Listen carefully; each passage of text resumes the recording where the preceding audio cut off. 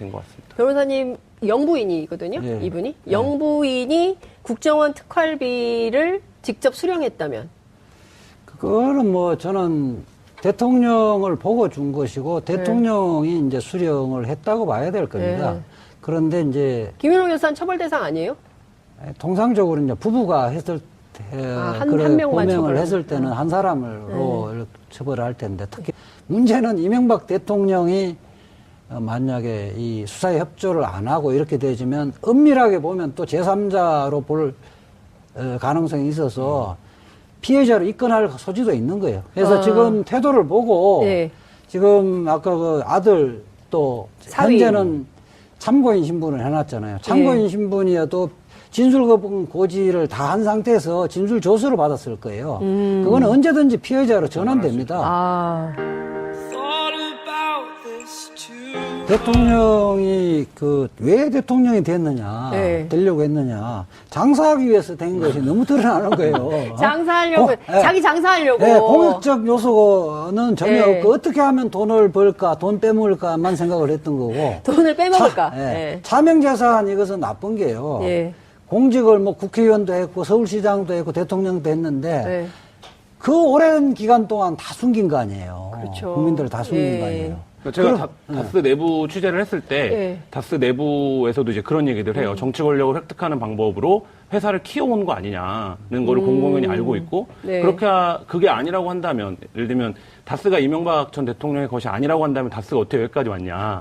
이거는 이제 다스 내부 관계자들도 다 알고 있는 내용이고 네. 그러니까 그거 자체가 회사 내부 관계자들이 실소유주를 누구라고 생각했는지를 가장 정확하게 드러내는 거죠. 그러니까 이상은 회장이나 뭐 그 다른 사장들의 능력으로 다스가 여기까지 오는 것이 2조가 넘는 회사가 된 게 아니라 네. 오로지 이명박 전 대통령이 서울시장과 그렇죠. 네. 대통령이 되는 과정 속에서 이제 다스가 성장을 했고 결정적으로 두 번의 변곡점이 있다는 얘기도 네. 다스 내부에서는 다 알고 있습니다. 첫 번째 변곡점이 이명박 서울시장 시절에 현대차의 그 사업 문제를 해결해 줬을 때 네. 그게 이제 일부 언론에서 보도가 됐지만 원래 이제 지금 경부고속도로 들어오다 보면 있는 게 현대차 사옥이잖아요. 그렇죠. 그 서울 다 오면. 근데 이제 그게 원래 하나짜리 빌딩이요. 예, 양재동이요. 하나짜리 빌딩이었는데 건물을 지을 수 없는 땅이었는데 네. 연구 개발 목적으로 건물을 짓게 해주면 어떻겠냐라고 이제 서울시가 공교부에 조례 개정 제안을 했고 네. 그 부분이 받아들여져서 결국 지금 현대차 사옥이 됐는데 그 이후에 물량이 확 늘어났다는 게 이제 다스 관계자들 증언이고 또 한 가지는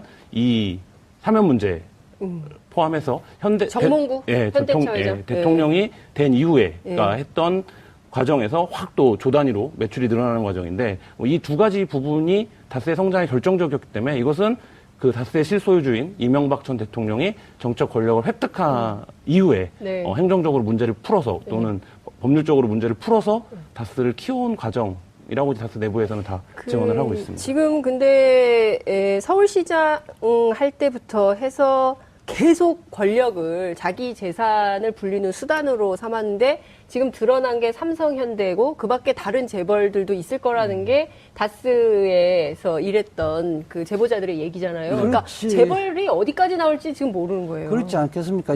그 박근혜 대통령은 뭐 국민들 다 알다시피 그 사물에 돌아가는, 세상 돌아가는 일을 잘 모르잖아요. 그거를 최순실이가 이용했던 거고, 네. 이명박 대통령은 본인이 직접 챙기는 거잖아요. 그렇죠. 본인이 직접 제시하고, 이게 지금 어쨌든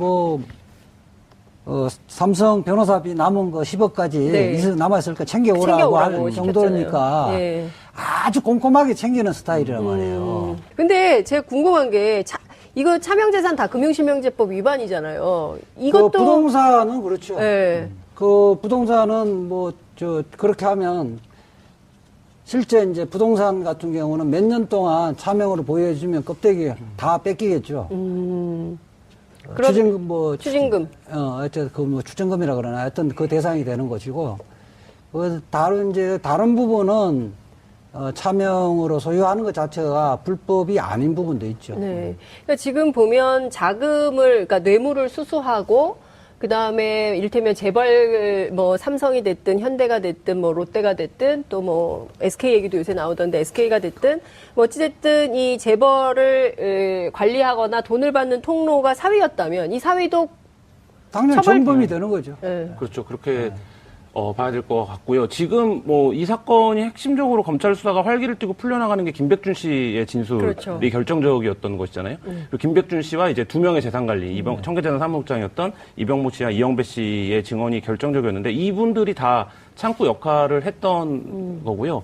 김백준 씨 같은 경우에는 이제 뭐 다스가 140억 원을 찾아올 때 이명박 대통령이 사인을 한 서류가 있다는 건데 그러니까 예를 들면 다스는 내게 아니다라고 했을 때 그리고 이제 그때 김백준 씨한테 이명박 전 대통령이 내가 이거 사인하면 140억 찾아올 수 있는 거냐 이렇게 이제 물었다는 얘기도 네. 그 최동영 전 네. 다스 경립팀장이 이제 했었었는데 뭐 그런 부분들 그렇게 이제 분야별로 관리를 하는 재산 관리인들이 다 있었을 거고요.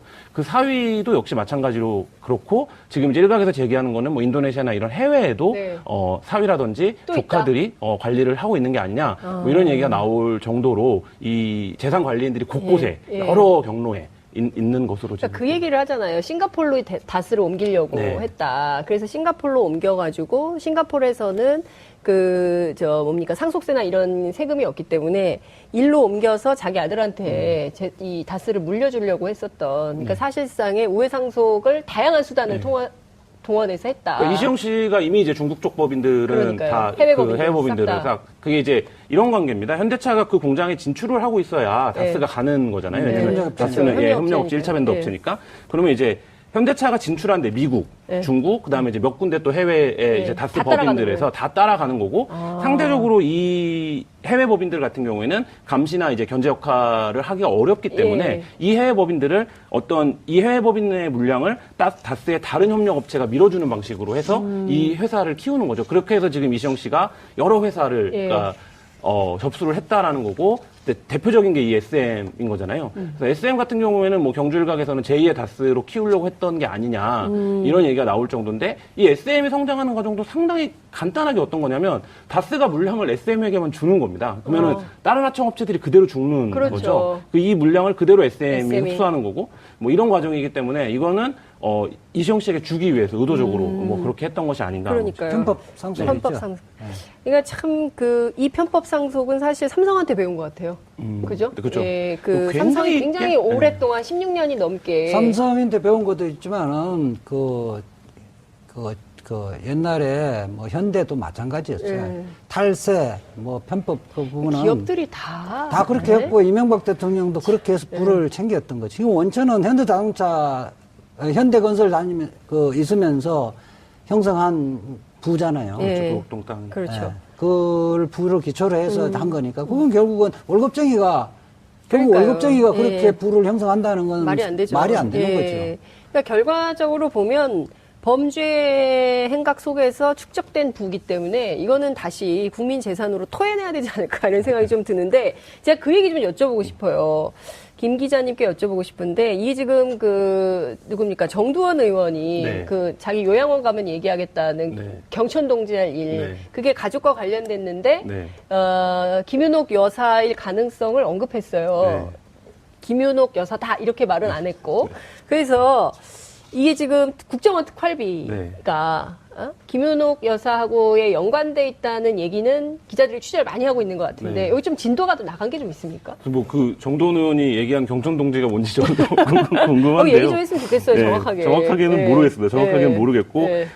국정원 특활비 관련해서 그때 이제 검찰이 브리핑을 할 때 특이점은 좀 있었죠. 그때 이제 의도적으로 네. 김윤옥 여사가 그 돈을 직접 사용한 것으로 그렇죠. 얘기를 해서 네. 그 당시에도 이게 딱 그 문장을 사실 안 넣어도 되는데 이제 국정원 검찰이? 특활비를 네. 썼다라고 얘기를 하면 되는데 이제 김윤옥 여사를 특정한 부분이 하나 있었고 아니 그리고 갖다 줬다는 거 아니에요? 그렇죠. 김희중 씨에 따르면은 네.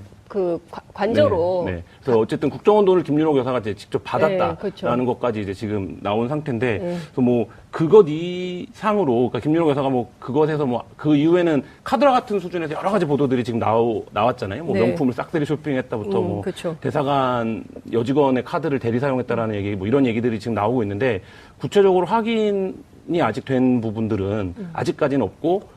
지금 현재로서는 이제 다스 실소유주에 좀 집중이 돼 있는 뭐 이런 상태인 것 같습니다. 변호사님 영부인이거든요. 예. 이분이 영부인이 국정원 특활비를 직접 수령했다면 그거는 뭐 저는 대통령을 보고 준 것이고 대통령이 이제 수령을 했다고 봐야 될 겁니다. 네. 그런데 이제 김윤옥 여사는 처벌 대상 아니에요? 통상적으로 이제 부부가 했을 때 한 명만 범행을 처벌을. 했을 때는 한 사람으로 이렇게 처벌을 할 텐데 특히 이제 김윤옥 여사는 김윤옥 여사 단독으로 받을 수 있는 자격이 안 되고 대통령의 부인이기 때문에 받았던 거 아니겠어요? 그렇죠. 그러니까 그거는 제3자에게 준 뇌물이라 보기를 어렵고 직접 대통령이 준 뇌물이라 보게 될 텐데 문제는 이명박 대통령이 만약에 이 수사에 협조를 안 하고 이렇게 되어지면 엄밀하게 보면 또 제3자로 볼 가능성이 있어서 피해자로 입건할 소지도 있는 거예요. 그래서 지금 태도를 보고 네. 지금 아까 그 아들 또 사위. 현재는 참고인 신분을 해놨잖아요. 참고인 신분이어도 진술 거부 고지를 다 한 상태에서 진술 조서를 받았을 거예요. 그거는 언제든지 피해자로 전환됩니다. 아, 그래서 그 부분은 이제 우리 대한민국의 아버지들은 아들 문제라든지 딸 문제가 건들리면 마음이 흔들리잖아요. 네, 그렇죠. 그 카드를 자기- 빈칸을 남겨둔 거예요, 검찰.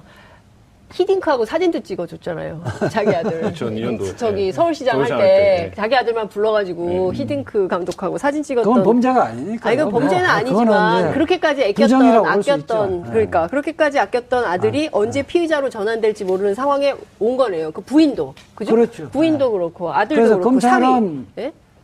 항상 여유룸을 남겨둬요. 룸을 네.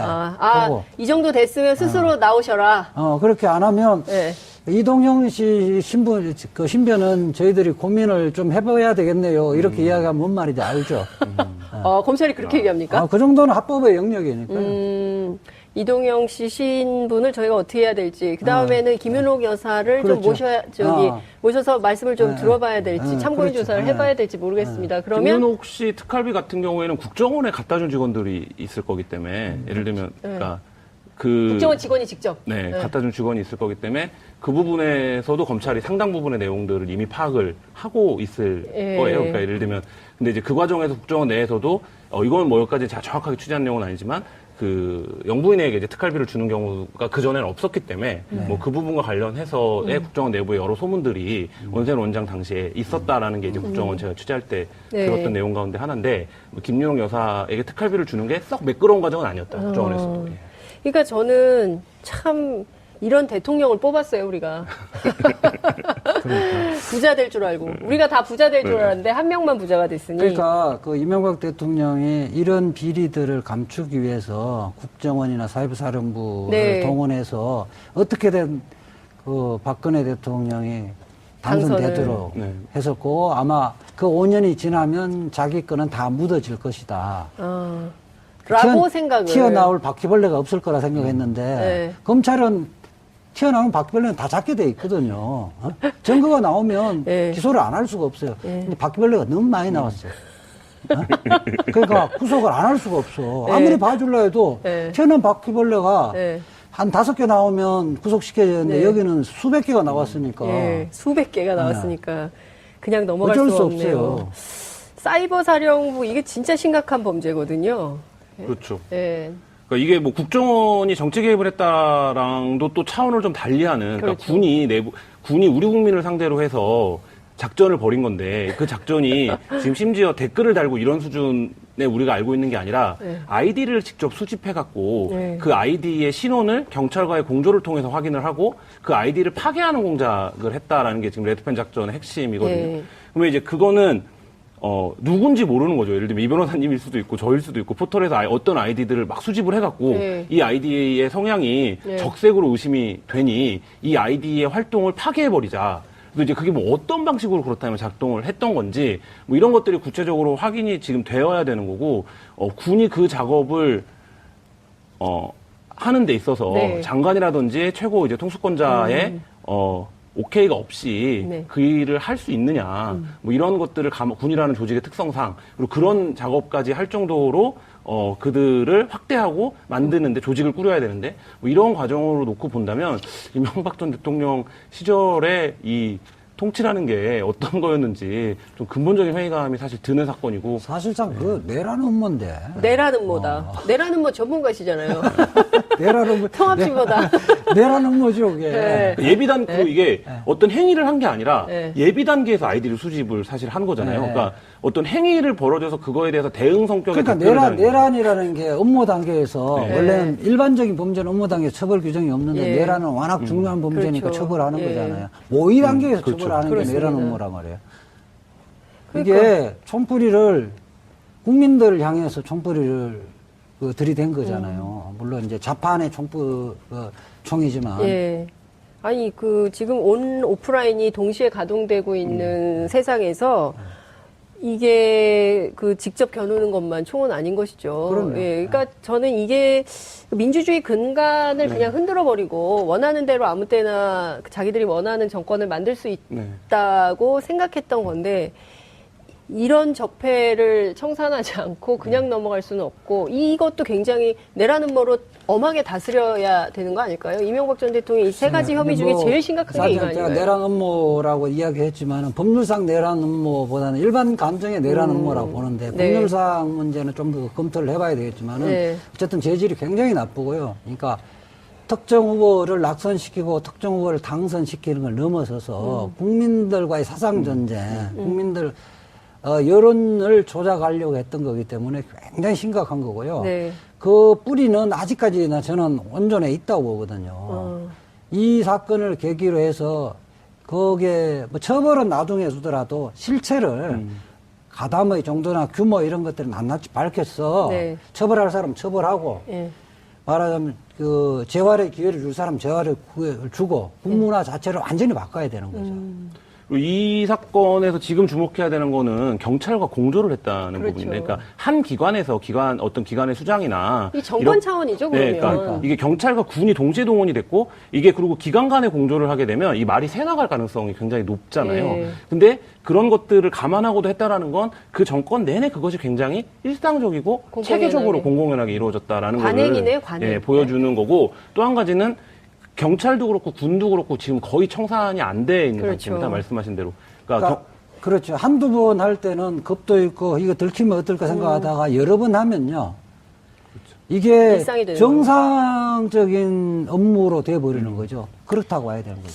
근데 지금 참 끔찍하면 이 세월을 우리가 살아온 거네요. 이 진짜 이게 독재가 끝났다고 생각을 했는데 이명박 정권의 탄생부터 박근혜 정권 9년까지 사실상 21세기형 독재 체제 속에서 그렇죠. 우리가 살았던 거고 이 적폐를 말끔하게 청소하지 않는 한 또 이런 바퀴벌레들이 또 나올 거 아닙니까? 그럼요. 네? 참 걱정스럽다는 생각이 좀 듭니다. 바퀴벌레가 알을 하루에 네. 엄청 몇십 배가 낳잖아요. 네. 알을 못 낳게 해야 되는 거죠. 바퀴벌레가 태어나는 바퀴벌레만 지분 잡았다 하면 네. 이명박 대통령 처벌 필요성은 바퀴벌레가 알을 못 낳게 하는 거예요. 부화를 못 하게끔 하는 게 중요한 거예요. 그런 차원에서 지금 진행되는 수만 가지의 적폐청산 요구 뭐 이런 것들이 흔들림 없이 가야 되지 않을까라는 생각이 좀 듭니다. 된 것 같습니다. 변호사님 영부인이거든요. 예. 이분이 영부인이 국정원 특활비를 직접 수령했다면 그거는 뭐 저는 대통령을 보고 준 것이고 대통령이 이제 수령을 했다고 봐야 될 겁니다. 네. 그런데 이제 김윤호 여사는 처벌 대상 아니에요? 통상적으로 이제 부부가 했을 때 한 명만 범행을 처벌을. 했을 때는 한 사람으로 이렇게 처벌을 할 텐데 특히 문제는 이명박 대통령이 만약에 이 수사에 협조를 안 하고 이렇게 되지면 엄밀하게 보면 또 제3자로 볼 가능성이 있어서 피해자를 입건할 소지도 있는 거예요. 그래서 지금 태도를 보고 네. 지금 아까 아들 또 사위. 현재는 참고인 신분을 해놨잖아요. 참고인 신분이어도 진술 거부 고지를 다 한 상태에서 진술 조서를 받았을 거예요. 그거는 언제든지 피해자로 전환됩니다. 아, 대통령이 왜 대통령이 됐느냐, 네. 되려고 했느냐, 장사하기 위해서 된 것이 너무 드러나는 거예요. 장사하려고 예. 자기 장사하려고 공익적 요소가 이 어디까지 나올지 지금 모르는 거예요. 그렇지 않겠습니까? 박근혜 대통령은 뭐 국민들 다 알다시피 사물에 돌아가는, 세상 돌아가는 일을 잘 모르잖아요. 그거를 최순실이가 이용했던 거고, 네. 이명박 대통령은 본인이 직접 챙기는 거잖아요. 본인이 직접 제시하고, 이게 지금, 어쨌든 삼성 변호사비 남은 거 10억까지 네. 남아있으니까 챙겨오라고 챙겨오라고 할 정도니까 예. 아주 꼼꼼하게 챙기는 스타일이란 말이에요. 근데 제가 궁금한 게 이거 차명재산 다 금융실명제법 위반이잖아요. 이것도 그 부동산은 그렇죠. 예. 그 부동산은 그렇게 하면 실제 이제 부동산 같은 경우는 몇 년 동안 차명으로 보여주면 껍데기 다 뺏기겠죠. 그럼 추징금 추징금. 하여튼 추징금이라 그러나 하여튼 그 대상이 되는 것이고 다른 부분은 차명으로 소유하는 것 자체가 불법이 아닌 부분도 있죠. 네. 그러니까 지금 보면 그러니까 뇌물을 수수하고 그다음에 이를테면 재벌 삼성이 됐든 경부고속도로 들어오다 보면 있는 게 현대차 사옥이잖아요. 그렇죠. 그 서울 다 오면. 근데 이제 그게 원래 하나짜리 빌딩이요. 예, 양재동이요. 하나짜리 빌딩이었는데 건물을 지을 수 없는 땅이었는데 네. 연구 개발 목적으로 건물을 짓게 해주면 어떻겠냐라고 이제 서울시가 공교부에 조례 개정 제안을 했고 네. 그 부분이 받아들여져서 결국 지금 현대차 사옥이 됐는데